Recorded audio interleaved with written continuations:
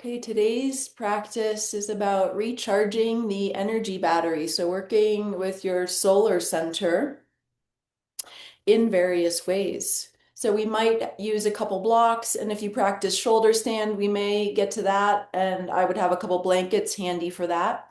And then you can begin lying on your back in Shavasana.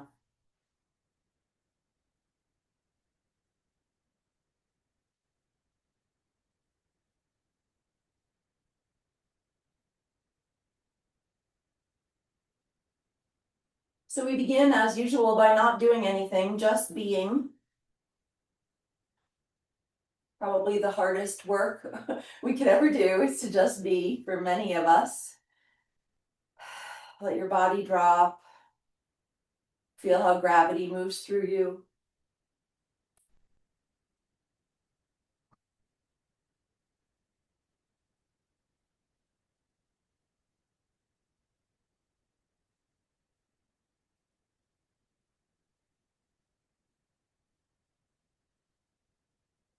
Notice your breath moving through your body.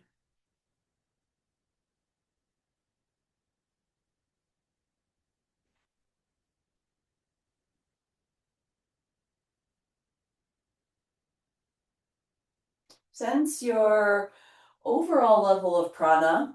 We could say life force or energy.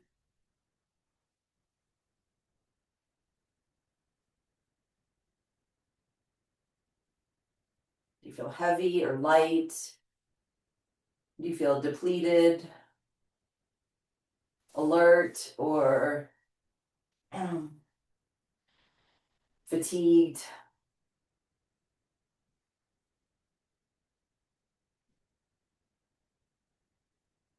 Notice your mood.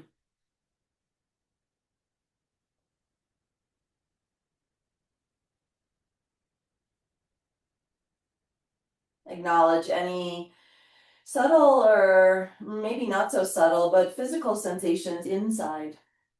Tingling, pulsing, streaming.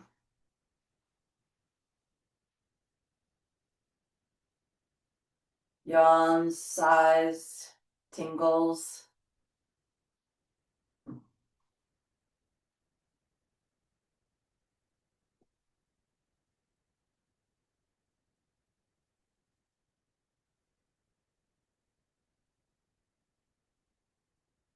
Okay, we'll begin our movement inquiry by bringing the knees to the chest and holding in the knee creases. So not holding on top of your knees or your shins, holding between the calves and the thighs. And let your knees be wide enough so that your shoulders and elbows can rest on the ground.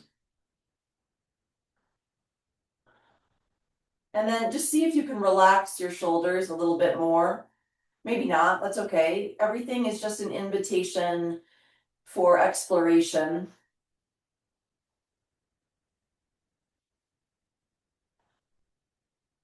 And see how heavy you can let your legs be. So your elbows are on the ground, your shoulders relatively relaxed, and then using the hands and the arms as much as you can to support your legs so your legs can be really passive here.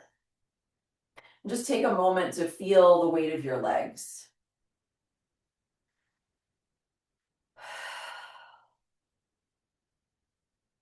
Holding the legs heavy in the hands just a few times. Let's nod the head yes.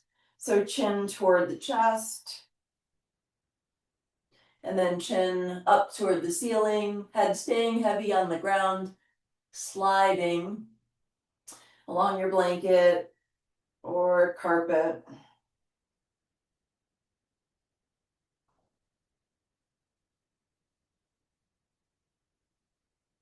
Jaws relaxed.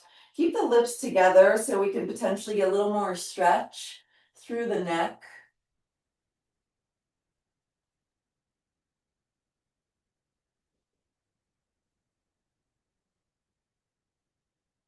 And then bring the head back to center.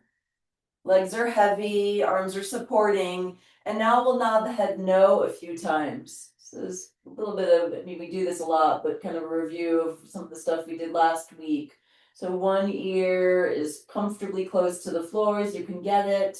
And then the other ear. Always working within your pain-free range of motion. So if there's a point at which there's a pinching, don't go as far.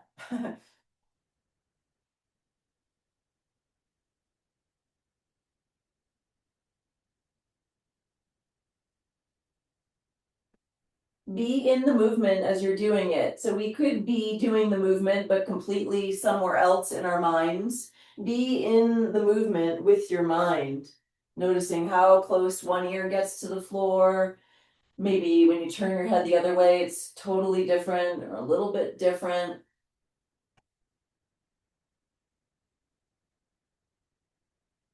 Just about one more time, side to side here.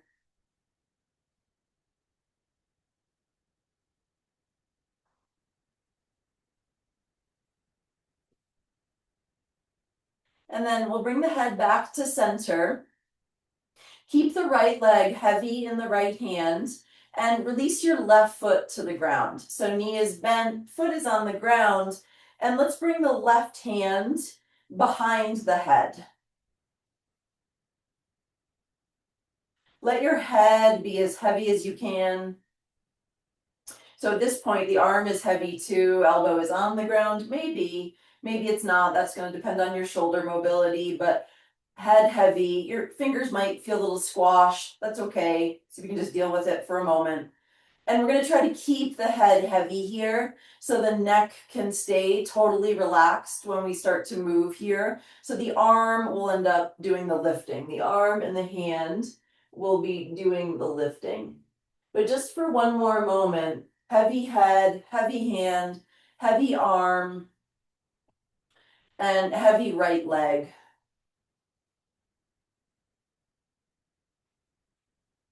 Keep your head heavy in the hand and use the hand to lift the head just about an inch off the ground. And then lower the head back down. Keep reminding yourself not to do it with the neck. Let's go a few more times. Your head is actually quite heavy, 12 to 15 pounds. So arms got to work a lot here.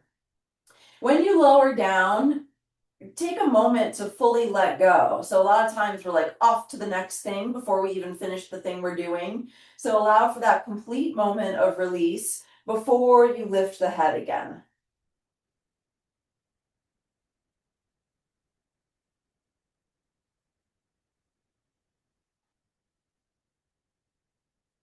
And now pause once the head is down. The right leg is still just heavy and totally passive in the right hand.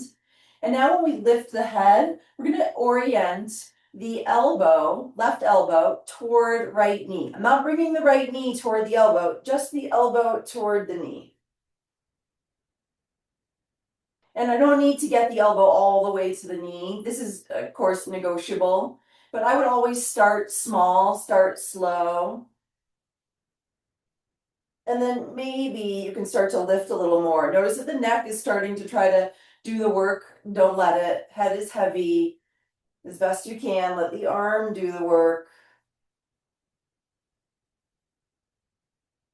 Go a few more times. Giving that complete moment of release before you come up again. Maybe making the movement bigger if you've kept it small. That whole left shoulder might come up off the ground.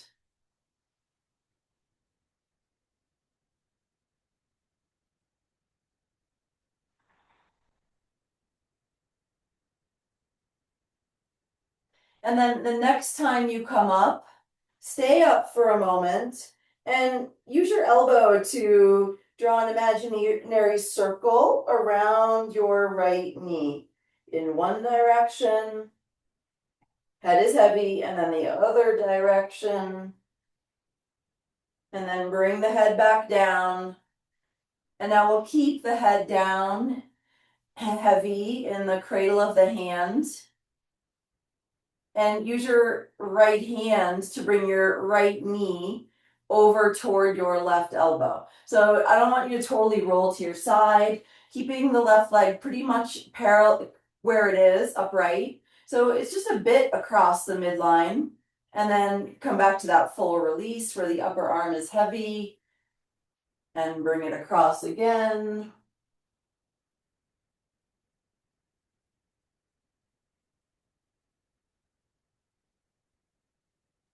Left elbow is heavy.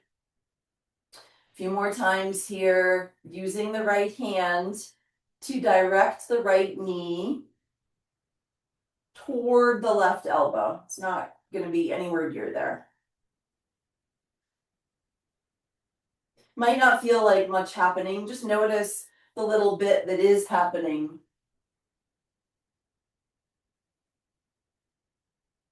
And then the next time you direct the knee toward the elbow, draw a little bit of a circle around the elbow. I mean, you know what I mean, it's not there, but just draw circles. If you could circle around the elbow in both directions. And then keep the hand in the knee crease and just let the arm come back down. Now we're going to put the two together. So you drawing the elbow and the knee toward each other. Remember, head is heavy. And then releasing. Repeating a few times. So they're quite possibly going to connect now. The neck, for me anyway, keeps wanting to do work. See if you can not do the work. Not that we don't want to strengthen the neck, it's just not what we're doing in this moment.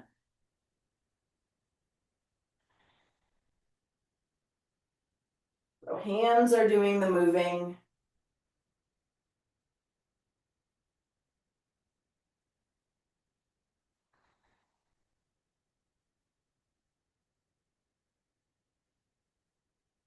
And then the next time you curl in, stay in, draw a circle around the knee with the elbow in both directions.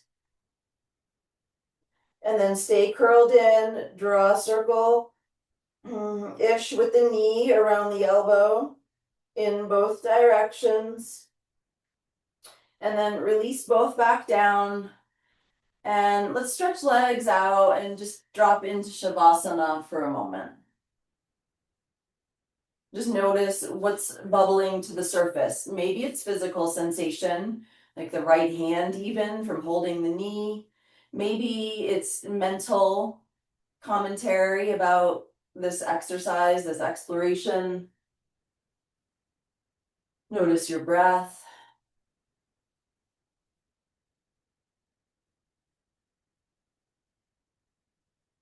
And then once again, bring both knees in. We'll take the hands into the knee creases. Knees are wide, legs are heavy in the hands. Elbows are down, upper arm bones are down. Keep hold of the left leg, release the right foot down. So right knee is bent and right hand coming behind the head.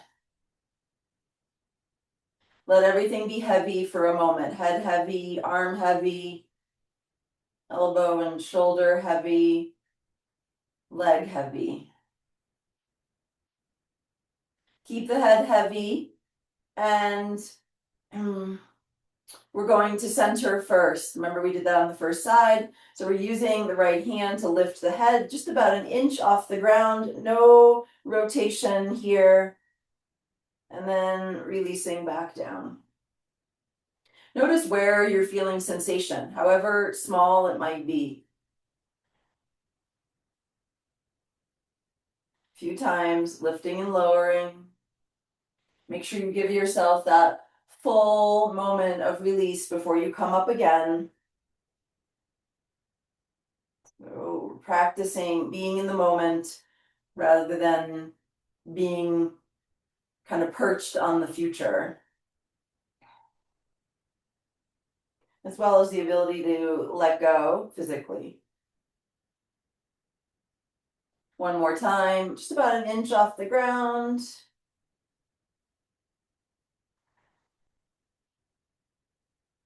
And then We'll bring the elbow over to the knee, try to keep the head heavy, and then back down. Try that a few times. You can lift more across the midline.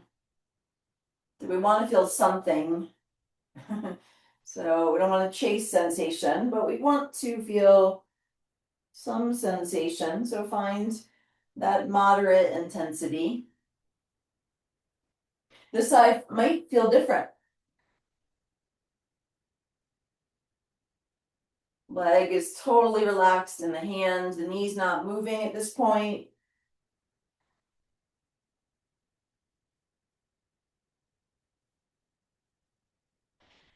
A couple more times here.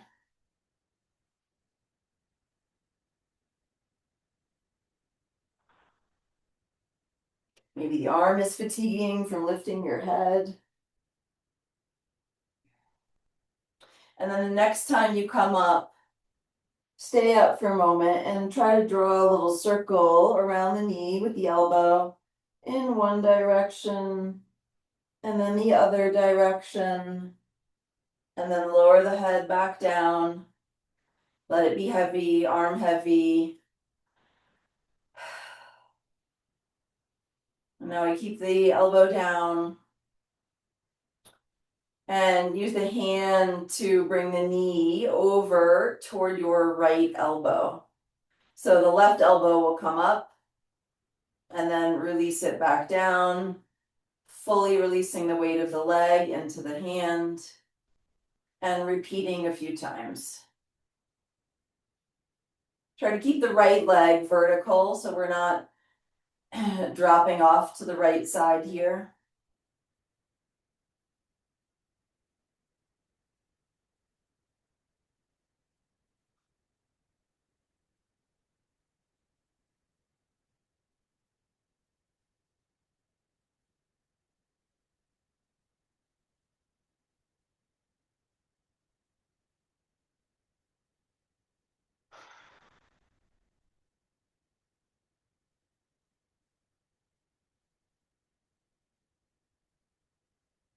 And then the next time you bring the knee in the direction of the right elbow, see if you can draw a little bit of a circle. I mean, it's nothing like a circle for me, but imagine it is with your knee around your elbow-ish in one direction and then the other direction. And then bring the left upper arm back down and fully let the weight of the left leg go into the hand. And now we do both. So head stays heavy, leg stays heavy. Use the hands to bring the knee and the elbow toward each other. Take that full moment of release before you come up again and repeat several times.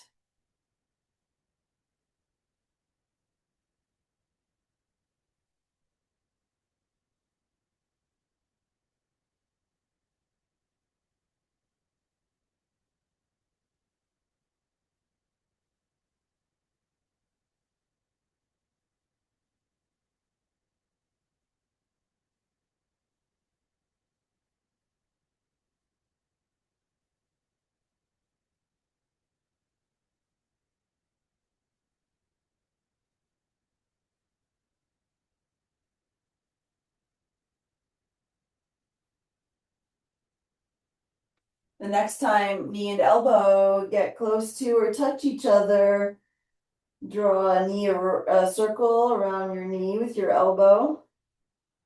One direction, the other direction. Draw a circle with your knee around your elbow in one direction, the other direction, and then bring everything back down all the way into the full release of Shavasana.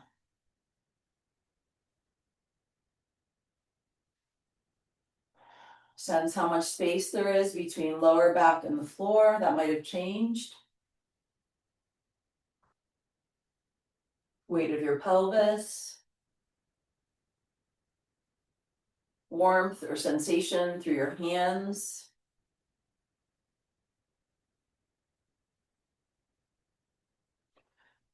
Any changes in your breathing?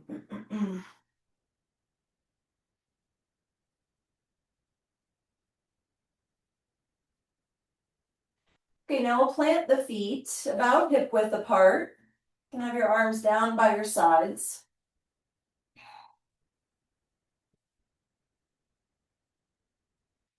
Press your heels down into the ground without anything else happening. So pelvis stays down, but it might feel a little bit lighter. And then release that work. Toes are staying down, toe mounds are staying down. So we're rooting through the feet, but really with the emphasis on rooting through the heels. Now, this time when you root through the heels, just start to lift the tailbone. So we're pressing lower back. Lower back is ending up flattening into the floor as you peel the tailbone off the floor. And then release, and that lumbar curve comes back. So we're working in very small increments here. Each time you root the heels, lift the tailbone, and now a little bit more of the sacrum, not even the whole sacrum necessarily. Letting go, just finding that tiny exaggeration of bridge each time it grows a little bit more. Whole sacrum coming off the ground, and then release. And continue on your own here. Just don't be in a hurry to get to your biggest height. So we've got lots of vertebrae. We're trying to work one vertebra at a time into a bigger bridge shape. It's dynamic. So we're coming in and out of this bridge movement, primarily by pressing the heels to the ground.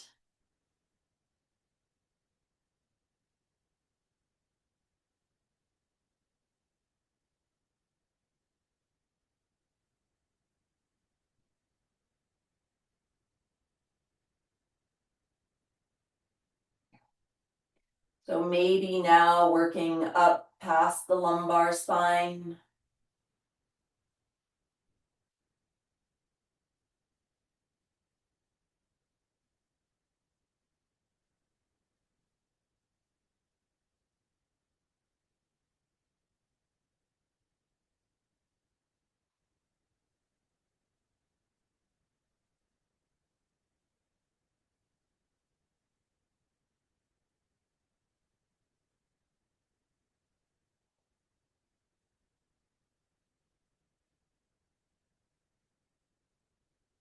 Just connecting a bit more intimately with your spine. So we have 5 lumbar vertebrae, 12 thoracic vertebra, and 7 cervical vertebra. So we're not going to get up to the neck, but just think about each time you come up, it's just one more vertebrae. Now we're working maybe to middle thoracic.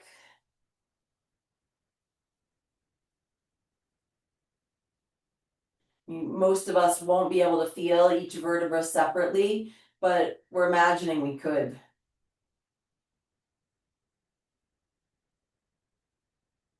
You can be rolling through the spine to come down as well, rather than pelvis landing, but the waist not landing. So we're rolling through the vertebra to come up. Like we're peeling the spine off the ground, and then same thing coming down. So now maybe working more toward mid-thoracic, so maybe below the shoulder blade area.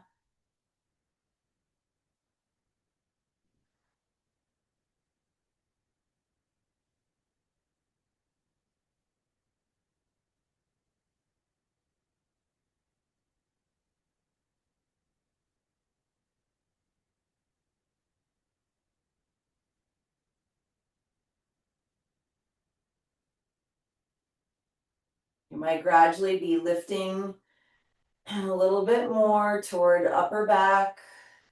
Just going to depend on your range.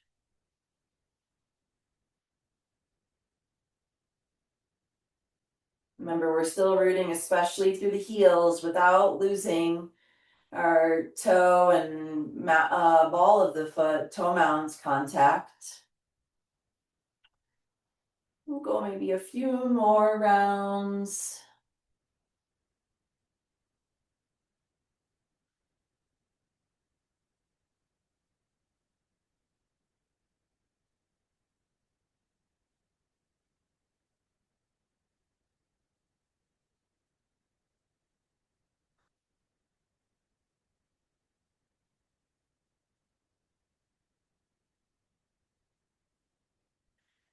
And take these last couple rounds to find your greatest, safest bridge pose.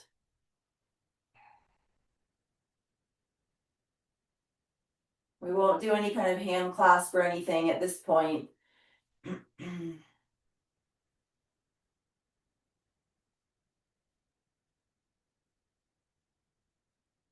And then the next time you come up, whenever that is for you, hold at the top, pressing the heels. Imagine or sense this horseshoe shape of your heels. Feel your toe mounds, inner and outer edges of the feet. The hamstrings probably are really engaged here. See if you can get the glutes to participate a little bit more. So active squeezing of the glutes here.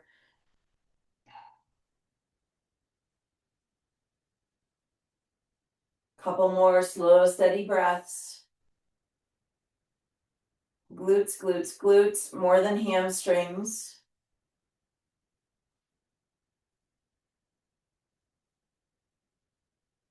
And then when you're ready, roll through the spine once again.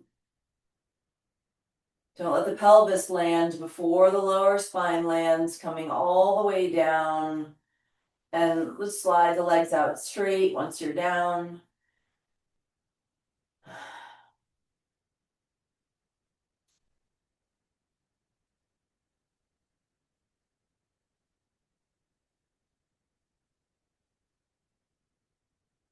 And just notice what you notice.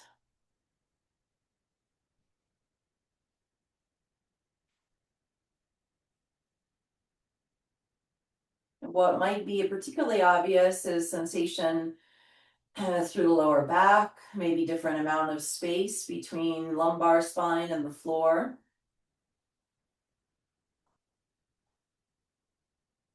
Sense the position of your rib cage relative to the position of your pelvis.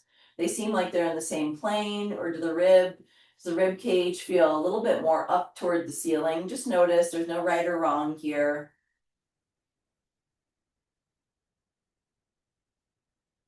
Notice where you feel your breath in your body.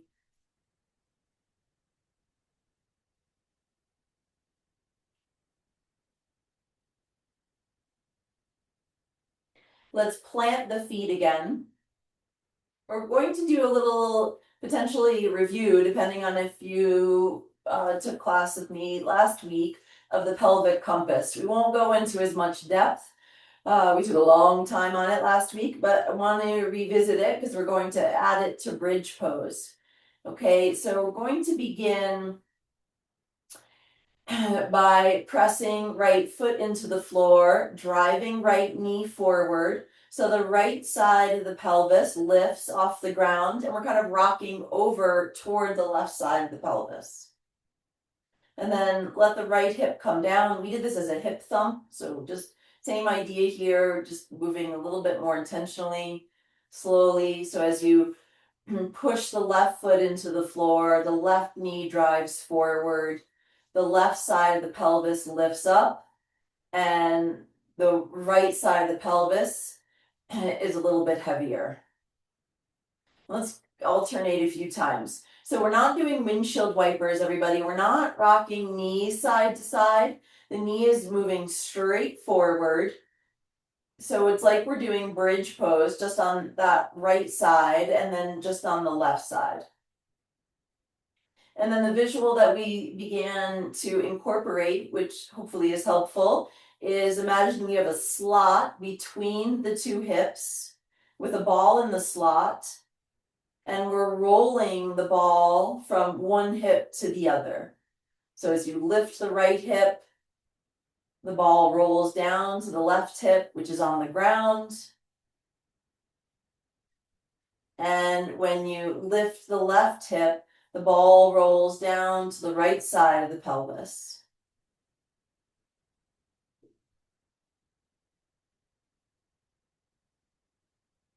Just a couple more times here. See if you can let the downside of the pelvis release a little bit more.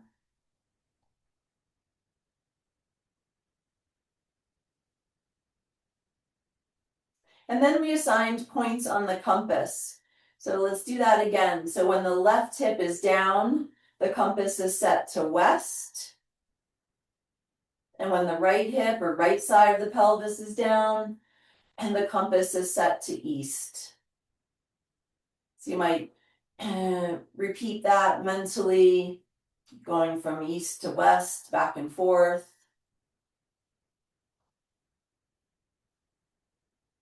Whichever side of the pelvis is down is what we're connecting to. Right hip down, east, left hip down, west. Go a couple more times, see if you can feel the sensations.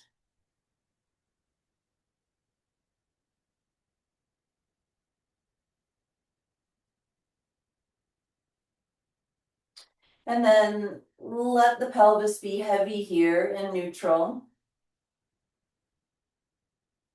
And then we found north and south on the compass.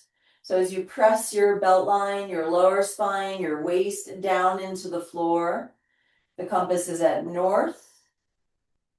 And when you rock toward your tailbone and make a gap between lower spine and the floor, the compass is set at south.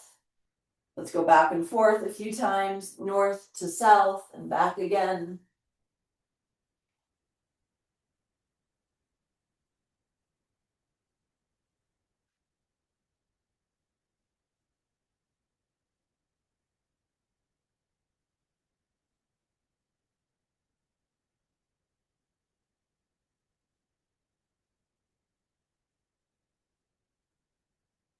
Coming back to neutral spine, neutral pelvis, just effortless, feet still planted.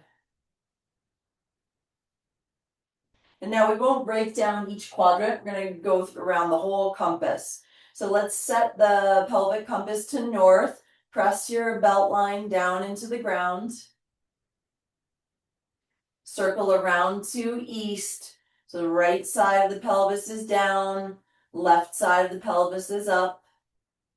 Circle down to south, tailbone pointing down, space between lower spine and the floor. Circle around to west, left hip is heavy, right side of the pelvis lifting up. Back to north, pressing your belt line into the floor. Go around a few more times on your own. Go as slow as you need to make it more of a circle.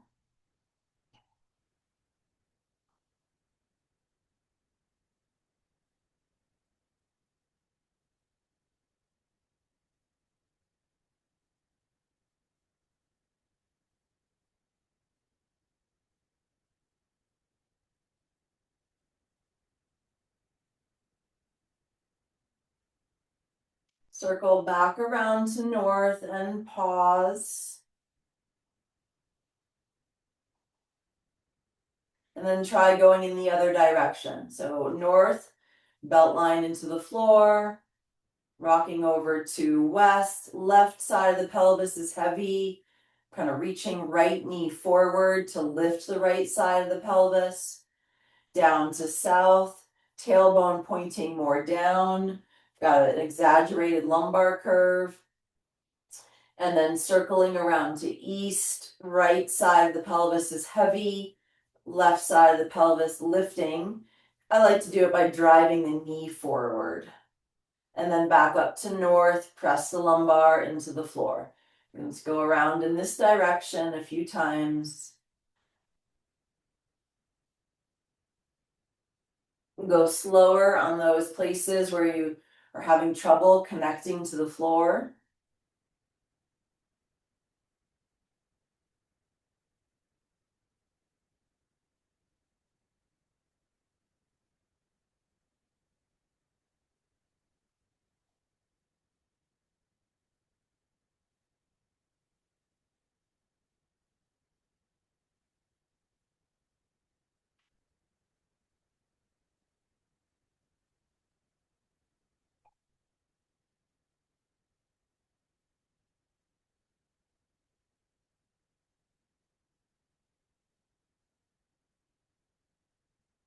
Circle back up around to north, finishing that round, and then coming back to neutral spine.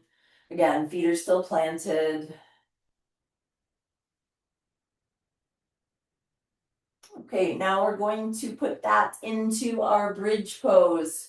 So root down through your feet, especially your heels.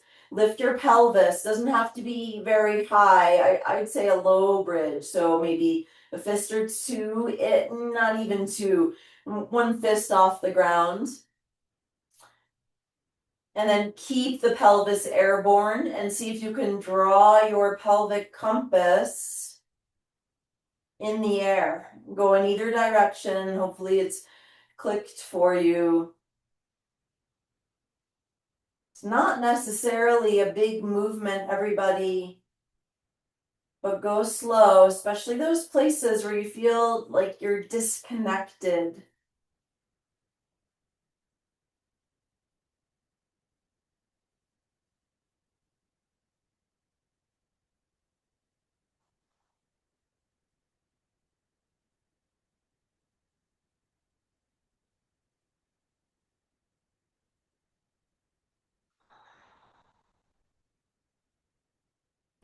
Let's continue about one more time in the direction you're going. And then eventually going in the other direction.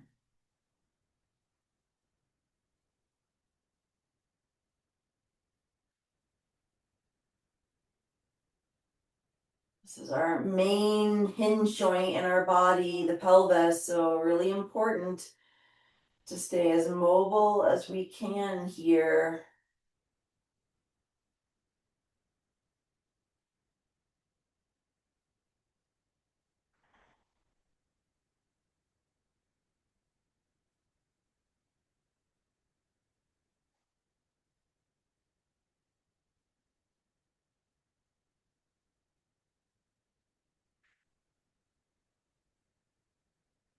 Let's go around about one more time.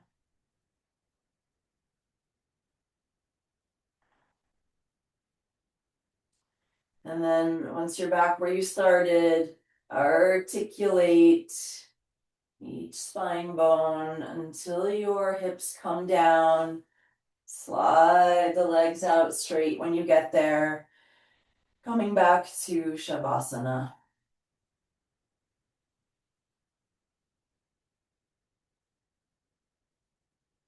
Notice energy circulating, maybe through the pelvis, the lower back, the legs.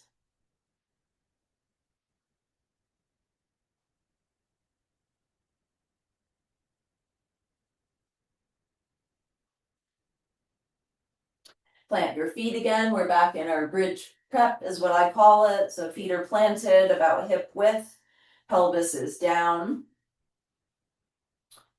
And then from here, lift your tailbone off the ground again and keep your lumbar spine down on the ground. But let's lift tailbone and sacrum.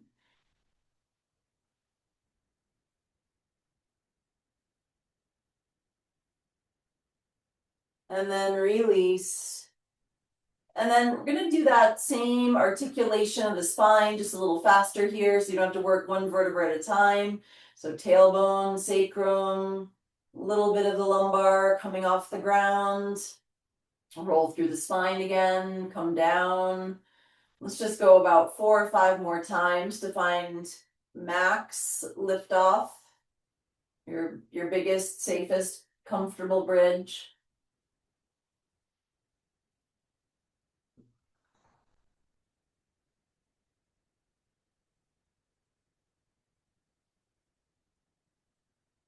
See if you can exaggerate the exhalation a little bit.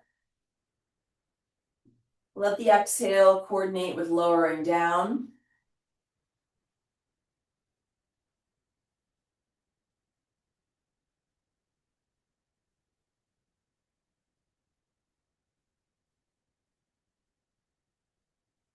And then we're going to keep going here with your comfortable range.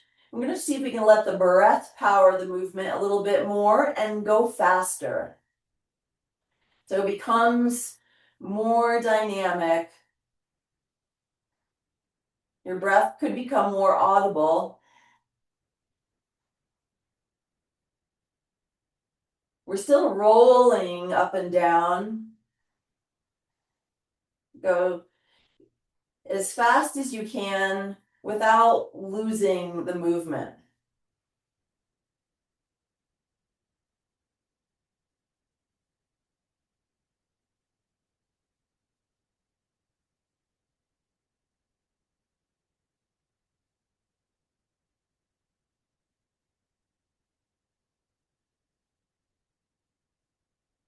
A few more times, breath powering the movement, kind of pumping action almost.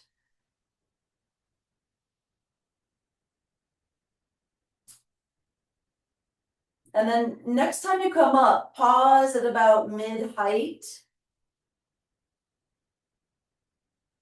Take a breath in and hold the breath.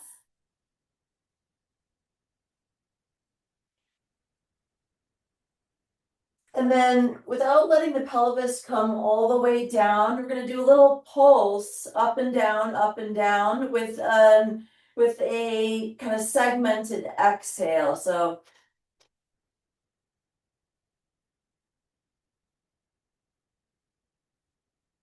almost like a Kapalabhati, everybody, but slower, a little slower than Kapalabhati.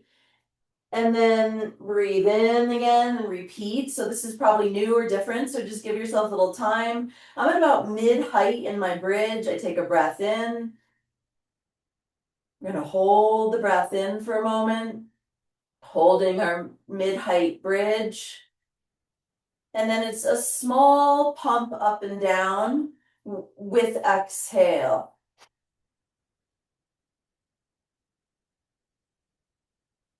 Whenever you feel like I'm out of air, we just breathe in again. We're going to do that maybe 2 more times. So find your own pace here. It's probably different than mine. Holding at the top of the inhale for a moment. And then pumping the pelvis just a few inches up and down, almost like basketball style. Yeah, if you can get a little bit of release in there.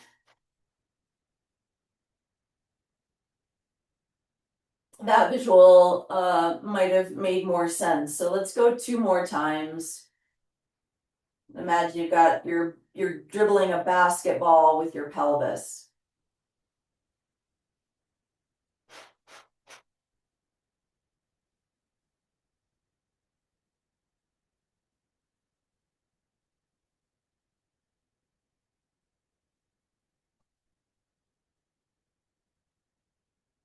One more time. Mid bridge, holding the inhale. And then exhale, pump the pelvis and segment the exhale. And then at the end of that one, whenever it is for you, don't rush to finish. Roll through your spine to come down and release the legs. I'm coming back to Shavasana.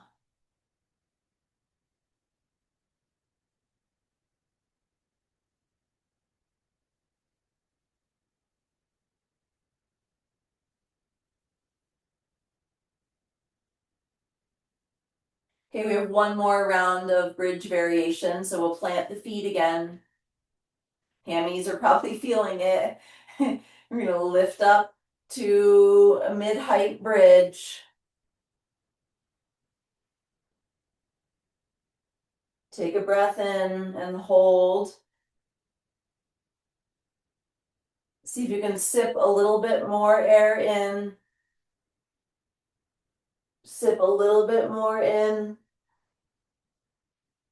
Maybe a little bit more. And then as you exhale, roll through the spine and slowly lower back down.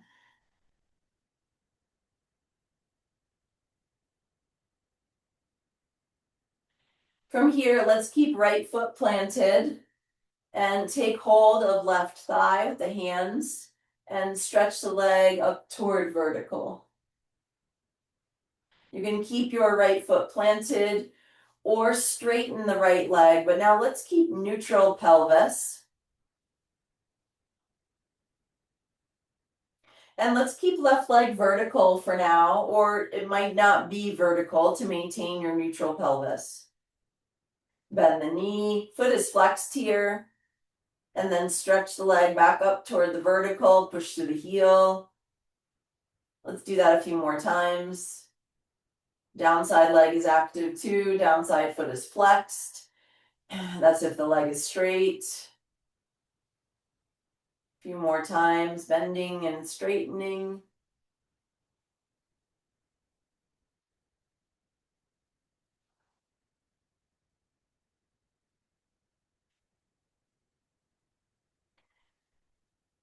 The next time the leg is straight, you can stay here if this is enough stretch for you, or keep neutral pelvis. So don't let the tailbone curl in the back root. We have a little bit of a lumbar space, and maybe hands walk up the leg a little bit into a little deeper hamstring stretch.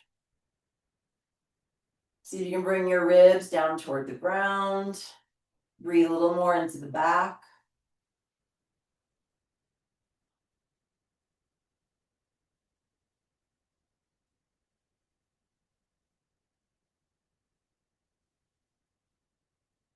And then release left foot to the ground, right foot to the ground, at least initially.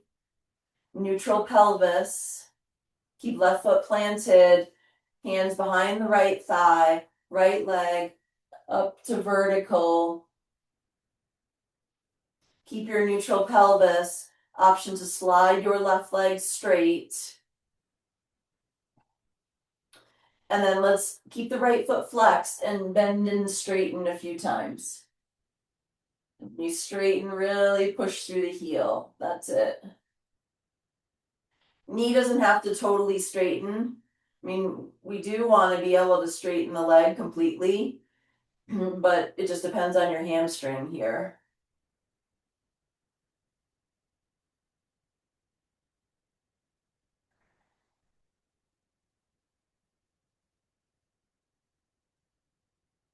Next time the leg is straight, let's hold it there in the stretch. Keep your neutral pelvis. Maybe walk the hands a little further up the leg to help deepen the stretch. Front ribs down, in, back. Breathe into the back ribs especially.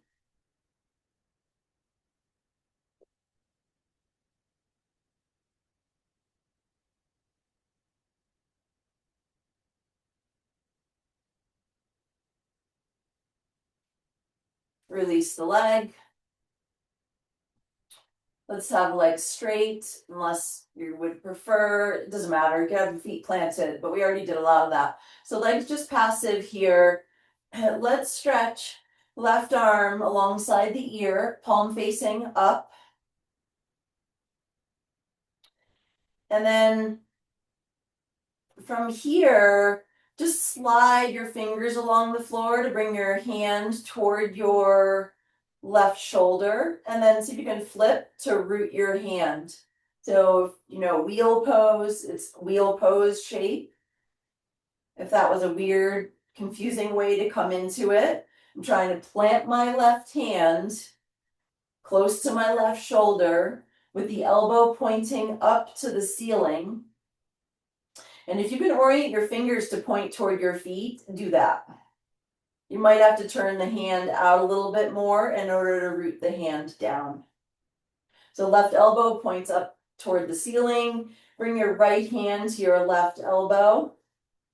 And then use your right hand to help your left elbow draw circles.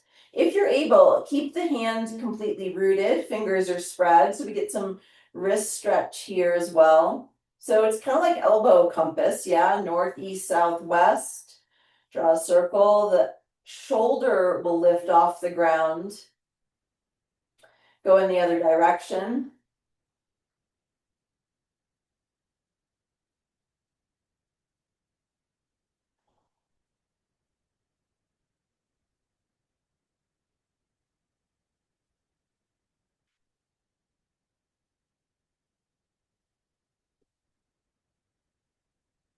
And then release, let that arm rest alongside your body. Same thing, second side. So right arm on the ground alongside the ear. Arm is straight to start. Palm faces up. Slide your hand toward your shoulder and then just flip the hand to root it. Doesn't have to be right under the shoulder. It could, but some of you will be more successful with the hand more out to the side. And if you can have your fingers pointing toward your feet, go for that. But again, for some of you that won't work, you have your fingers pointing a little bit more out to the right. Spread the fingers, root through the knuckles, bring your left hand to your right elbow, and use your hand to help the elbow draw circles. Try to keep the hand rooted. The shoulder will lift, that's okay.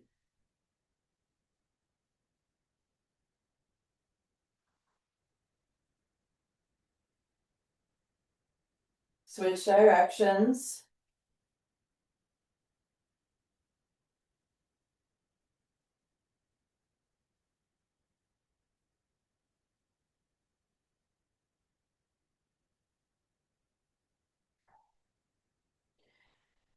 And then eventually spiral back to center and let your arms rest down. Resting in Shavasana here. The end of our long floor sequence today. Notice what's present in any of the layers of your being.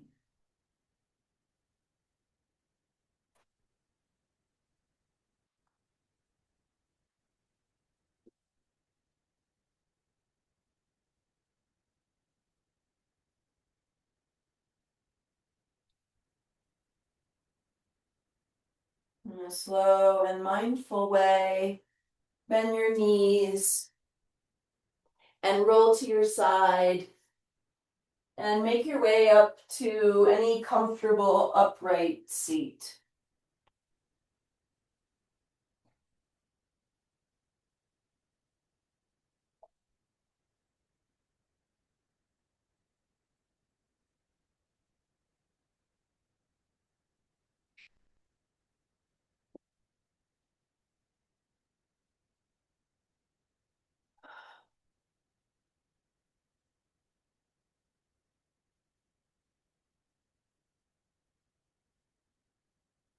Okay, so we have basically mountain pose in the upper half of the body. Neutral spine, let the curves be there.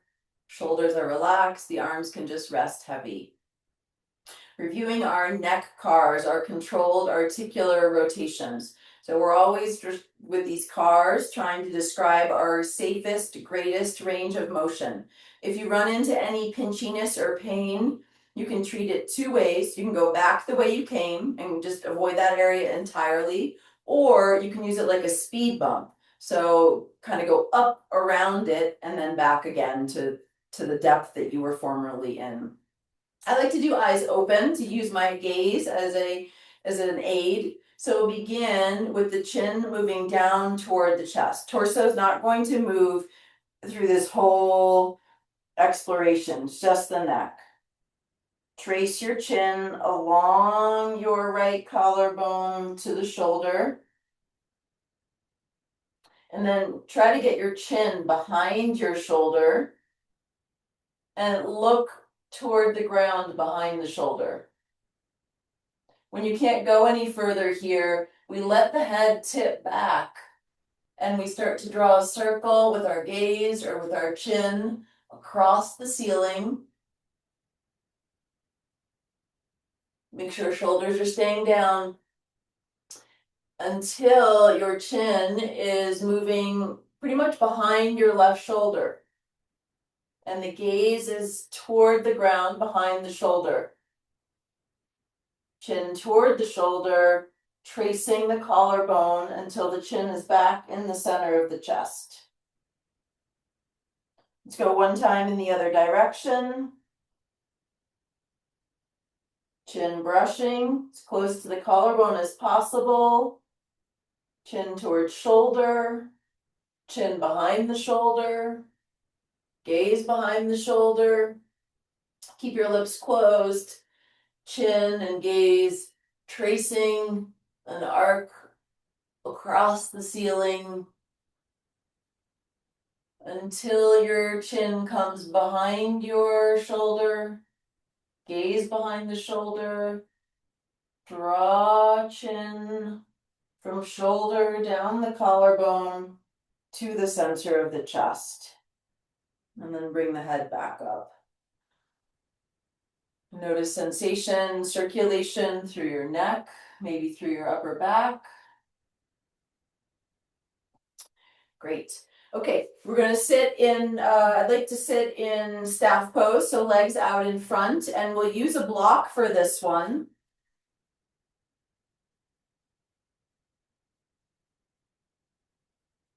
So block medium setting between the feet. That's where we'll start anyway.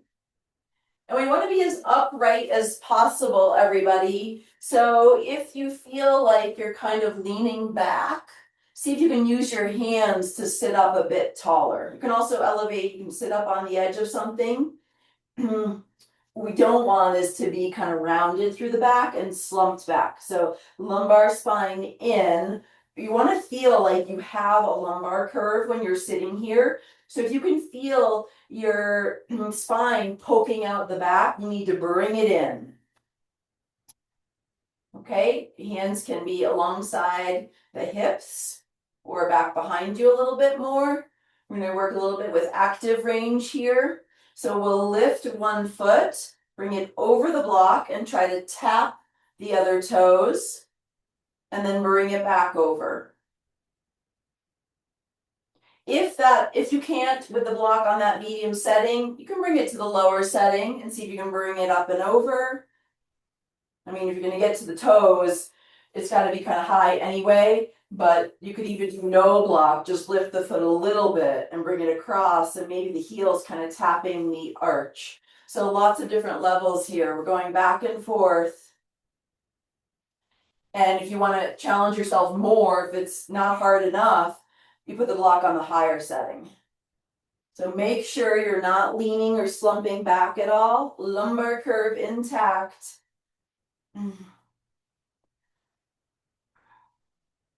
So we worked the hamstrings quite a bit. Now we're giving the quads some attention. Shoulders are back and down, chest is lifted.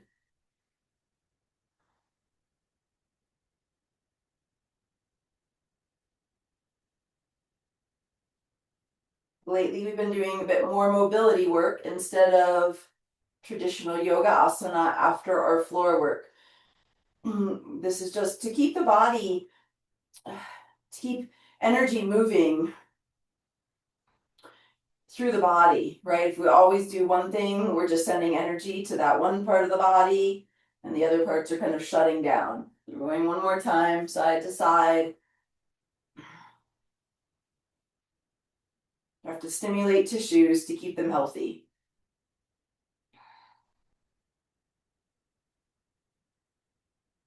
Okay, and then after your second side, you can set your block aside. Let's grab our mat if you're on carpet or if you've got blanket on your mat. Take it off.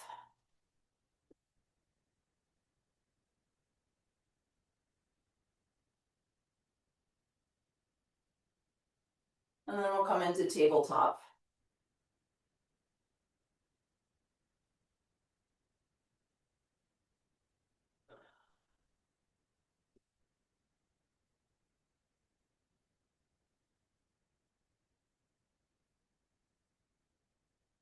Okay, knees are a little bit shied in from the hips, wrists beneath the shoulders. Establish your foundation through your hands, fingers spread, knuckles rooted. And now we're working with the shoulder blades here. So let's start drawing the shoulder blades down the back. So you can isolate movement now through the shoulder blades without moving the spine.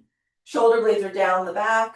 You retract your shoulder blades, bring them toward the spine. And then keep them retracted and shrug the shoulders up toward the ears, so shoulder blades elevate.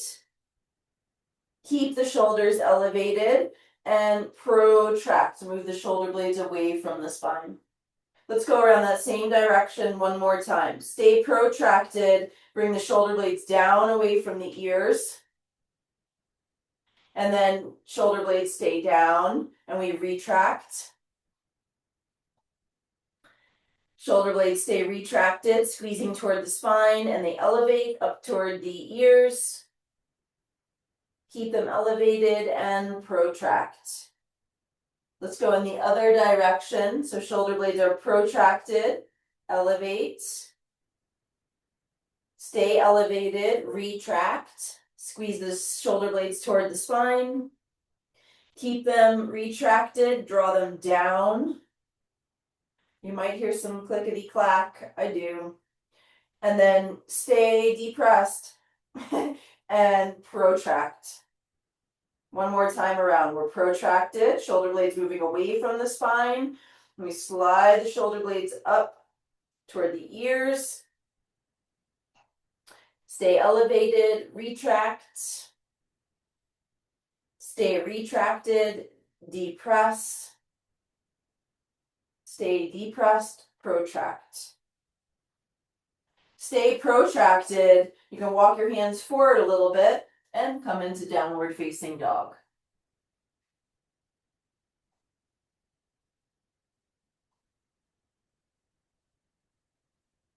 Let's pedal the feet. Work through the feet. Try to articulate through your toe joints as much as you can, through the ankle joints. That's it. Down dog looks good.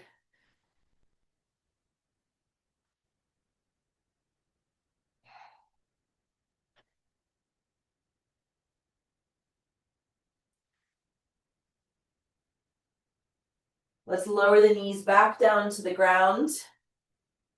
Coming into a lunge with the left foot forward. Right knee directly underneath the right hip. Front foot dragging back, rising up. Right glute is active. Maybe bringing the arms up alongside the ears.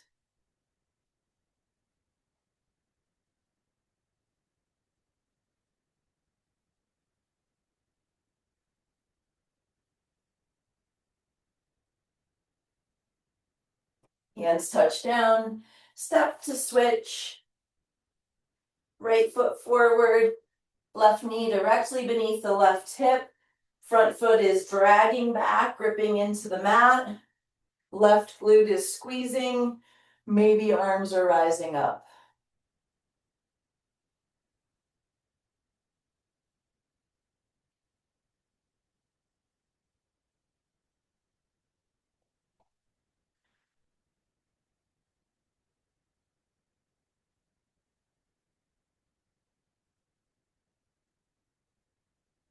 Hands touch down. Let's go back to the first side.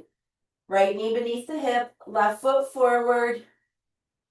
Hands to the hips, this time rising up. Squeeze your right buttock. Drag the left foot back without moving it. And then you might want to have a block handy alongside say to the outside of your right shin, your back shin. You may or may not use it, but that way it's there for you.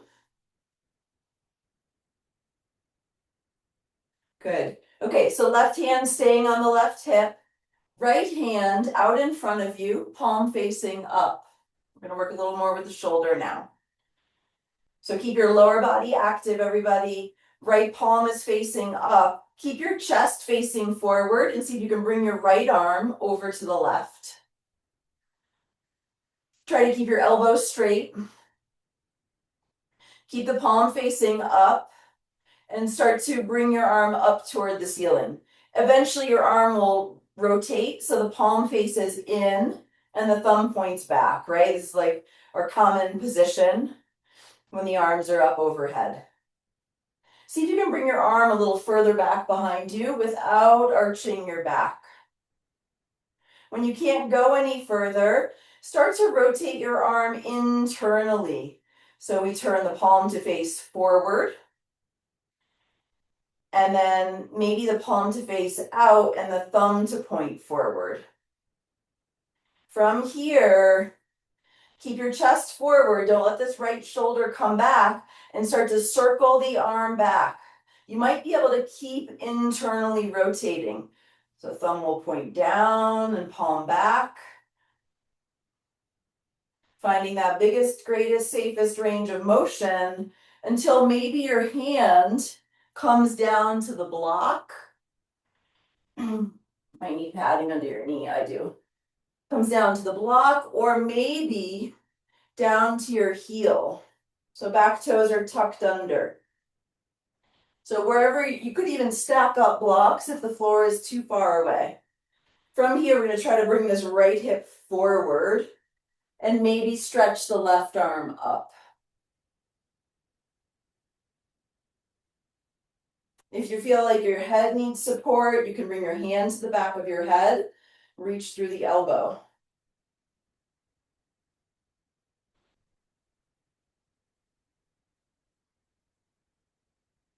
And then let's just rise up and we'll step to switch for the second side.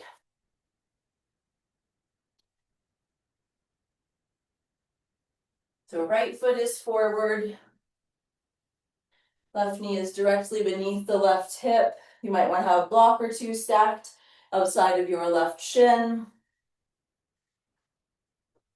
Dragging this front foot back, squeezing your left glute.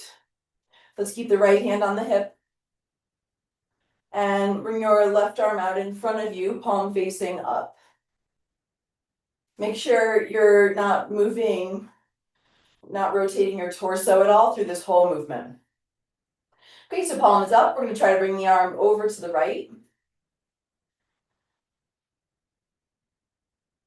Reaching the arm up toward the ceiling. Let the arm rotate so the thumb points back, palm faces in. And then try to keep your arm in this orientation and see if you can bring it a little bit further back behind you. When you can't go any further, we start to rotate internally. That direction is palm forward, thumb in. And then as you keep going, it's palm out, thumb forward. And when you find that internal rotation, you can start to bring your arm back behind you, keep the chest oriented forward. And you can continue to internally rotate left arm. So the shoulder will roll forward. And for some of you, the thumb will point in and the palm will be up. Finding your greatest range of motion until you can maybe bring your hand to your block or to your heel, toes tucked under. See if you can bring your left hip forward and then maybe stretch right arm up. Maybe hand supporting the head, elbow up. Back glute is still engaged. That's going to help your back.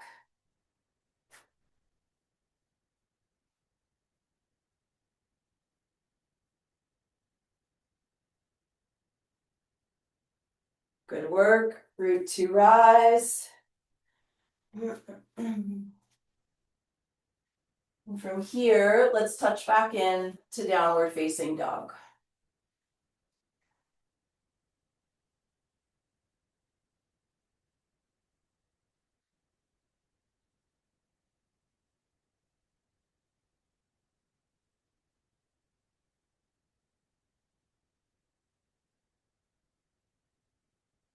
You can either walk your feet forward or your hands back or a combo. And then make your way up to standing.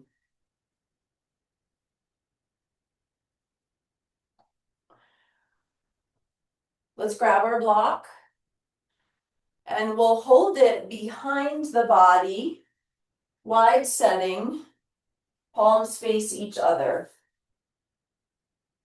So fingers point down, thumbs point forward. And then without changing your torso at all, draw the shoulder blades toward the spine, retract. Shoulder blades down the back, depression. Squeeze the block as much as you can, it's difficult. And then see if you can bring your arms up at all. So shoulder blades are down, shoulder blades are together, and maybe block rising up just a little bit. This is good shoulder stand prep work. We're not gonna make it to shoulder stand. That's okay. Should feel like a lot of work, or at least it does for me, for what seems like a simple move.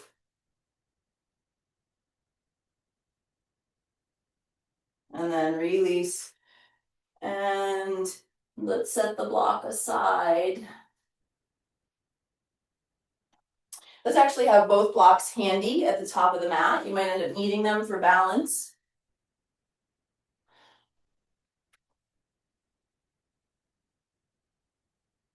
I'm going to show you two different parts of the movement, and then the idea is potentially to put it all together, but you might end up just doing one part of the movement if it seems like too much or just isn't working for you. Okay, so we're going to start in mountain pose.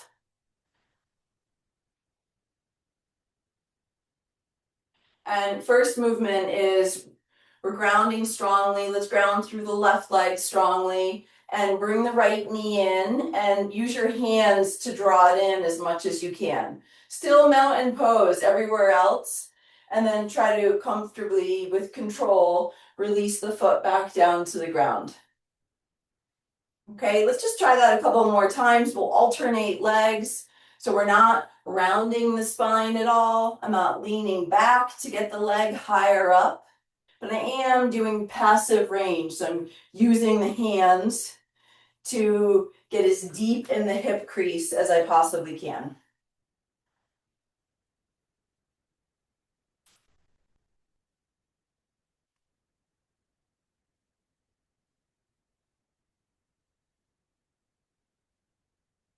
Good, and then after your second side, just pause, mountain pose.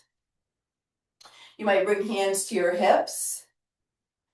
And now we'll step the right foot back and lower the knee to just barely tap the ground, or you might have to land for a moment, and then come back up to stand.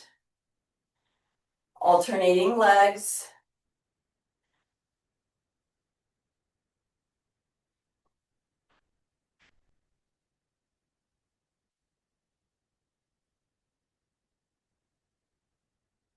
Not necessarily going for a massive step, but just enough to have the knee beneath the hip and to stay upright in the spine.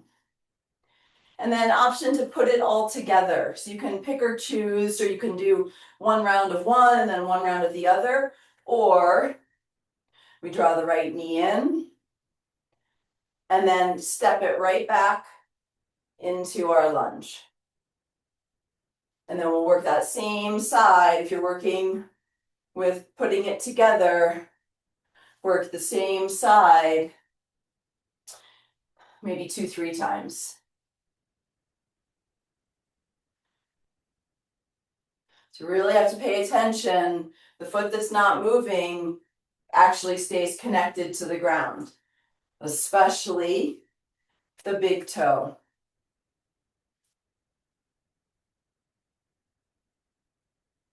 And if you were working one side, you can try the other side.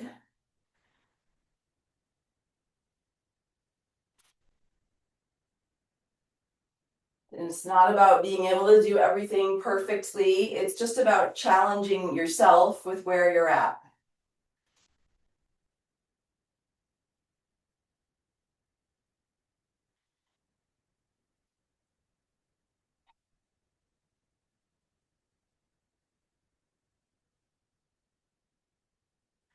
Whatever you're working on, do one more.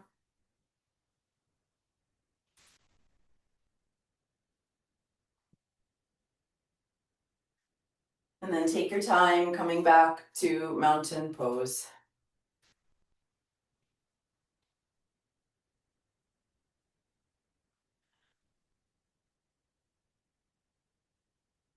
Slow, steady breath.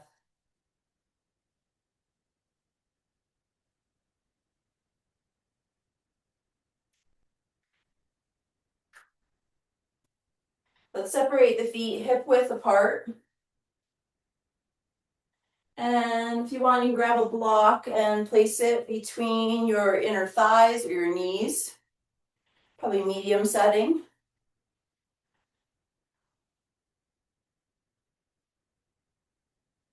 Let's bring one hand to the back skull, the other to the sacrum. Lowering into chair, Utkatasana. And then push the floor away, rise back up. Switch the hands one more time. Chin is slightly tucked here. Head and hand are pressing into each other. Maybe you go a little bit lower, rooting to rise. And then we'll stretch the arms forward, reach forward, palms face each other. Or they could face down. Come back into chair.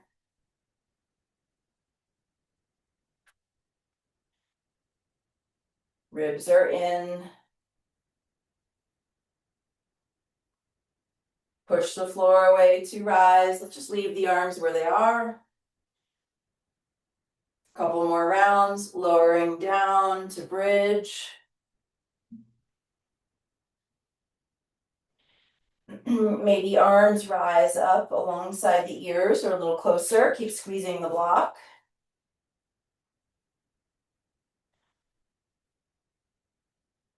Push the floor away to rise.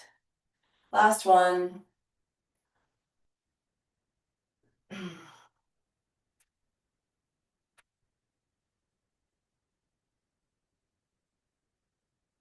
From here, you can pop the block out.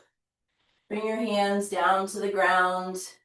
Let's walk the feet back to touch downward facing dog, Adho Mukha Svanasana.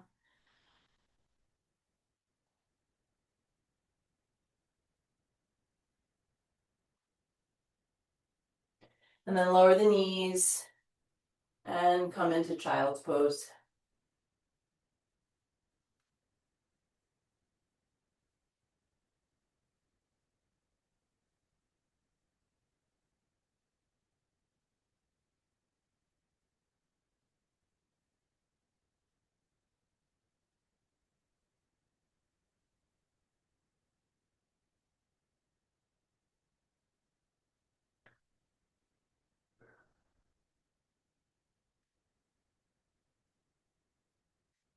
In a slow and mindful way, lie down on your back again.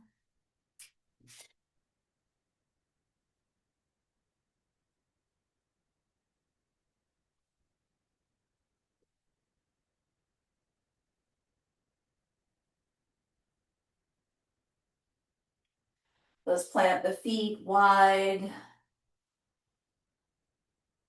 Arms can come out wide. And windshield wiper knees side to side. Finding some spinal rotation.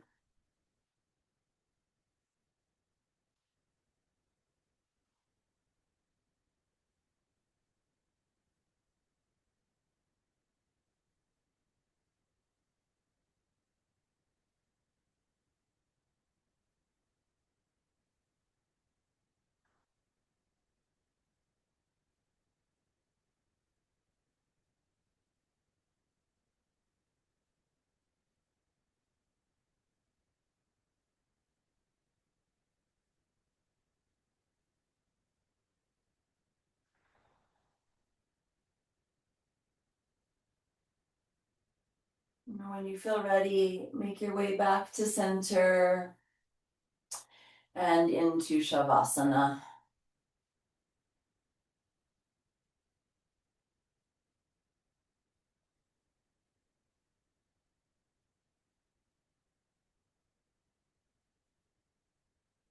So lots of maybe new, different, complicated, challenging movements today. Maybe not, but just letting all that go and resting.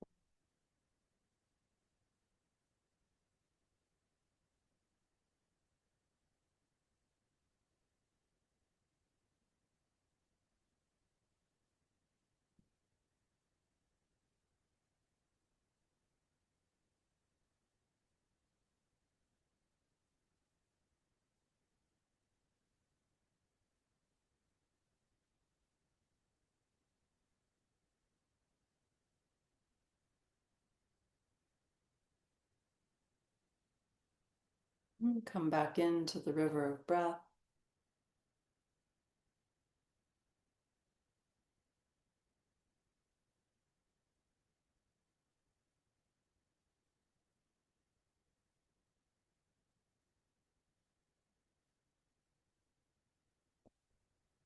And as you feel ready, gently rise up to a seat.